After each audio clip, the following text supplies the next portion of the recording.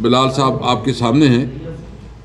इनकी काउंटिंग शुरू हो गई है और काउंटिंग का हाल ये है कि न इनके एजेंट को छोड़े जा रहे हैं और न कोई दूसरी पार्टियां उनकी कोई एजेंट को छोड़े जा रहे हैं, बल्कि यकतरफा डिसीजन हो रहे हैं। बाकी बिलाल साहब करेंगे, इसके बाद मैं बात करूंगा कि एक्सप्लेन करें अपनी पोजीशन को। बिस्मिल्लाहिर्रहमानिर्रहीम, इय्याका नअबुदु व इय्याका नस्तईन। मेरा नाम चौधरी बिलाल एजाज़ है। मैं गुजरांवाला NA 81 से MNA का इलेक्शन जीता हूँ और अल्लाह ताला के फजल करम से फॉर्म 45 के मुताबिक जीता हूँ और 8 तारीख का मैं MNA हूँ। अब जो है फॉर्म 47 से आगे भी जो धांधली का एक लेटेस्ट तरीका है, मैं मीडिया की तवस्सुत से उस तरफ अपने तमाम पाकिस्तान की आवाम का जो तवज्जो मबजूल कराना चाहता हूँ। इलेक्शन कमीशन ने मेरे रिकाउंटिंग के ऑर्डर दिए, जबकि इलेक्शन कमीशन ऑर्डर दे नहीं सकता था। जब हमारा इलेक्शन ट्रिब्यूनल बन गया, उसके बावजूद मेरा रिकाउंट का ऑर्डर दे दिया गया। इस वक्त मेरे हलके में जो 70 पोलिंग स्टेशन का रीपोल किया जा रहा है, वहाँ पे पाकिस्तान तहरीक इंसाफ यानी मेरी लीड 20,000 वोटों की है। बहसीयत कैंडिडेट मुझे RO ने कोई नोटिस इशू नहीं किया। इस वक्त वहाँ पे पूरा एरिया कॉर्डन ऑफ कर लिया गया।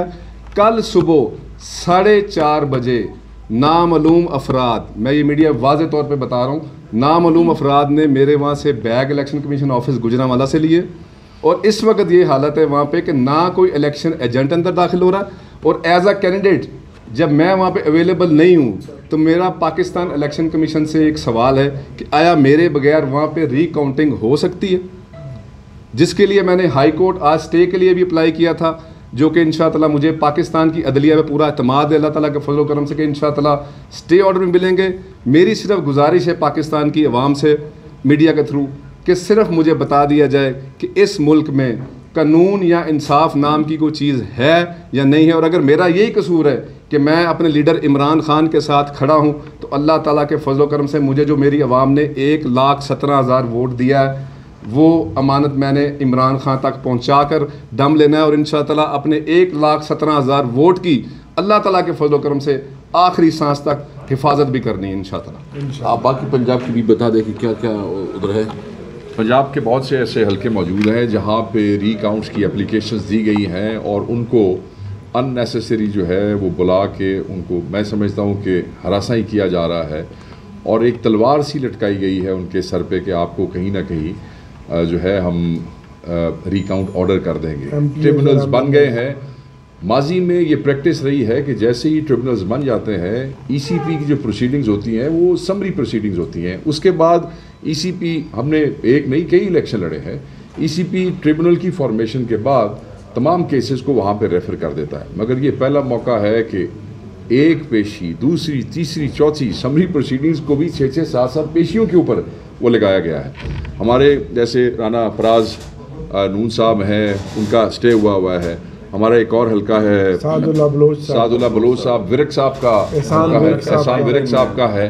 तो मैं ये समझता हूँ कि जो जुल्म और ज़्यादती हो गई थी, MPAs तो बहुत सारे हैं, डाटा हम आपसे शेयर ज़रूर करेंगे। MPAs बहुत सारे हैं जिनको अब कुछ ट्रिब्यूनल्स में भी जा रहे हैं। ट्रिब्यूनल में जो चीज़ें होंगी वो तो फिर तफसील से होंगी, उस पर किसी को कोई एतराज़ नहीं है।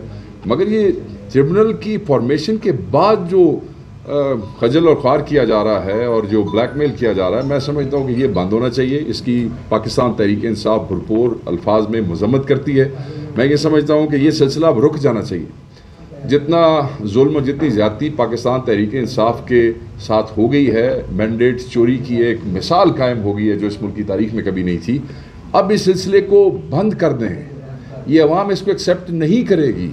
आप इन इलेक्टेड लोगों को हलफ उठाने के बाद भी ज़बरदस्ती घर भेजना चाहते हैं। मैं बार बार कह रहा हूँ, अवाम इसको एक्सेप्ट नहीं करेगी। आप अपने लिए इस मुल्क में मसाइल पैदा कर रहे हैं।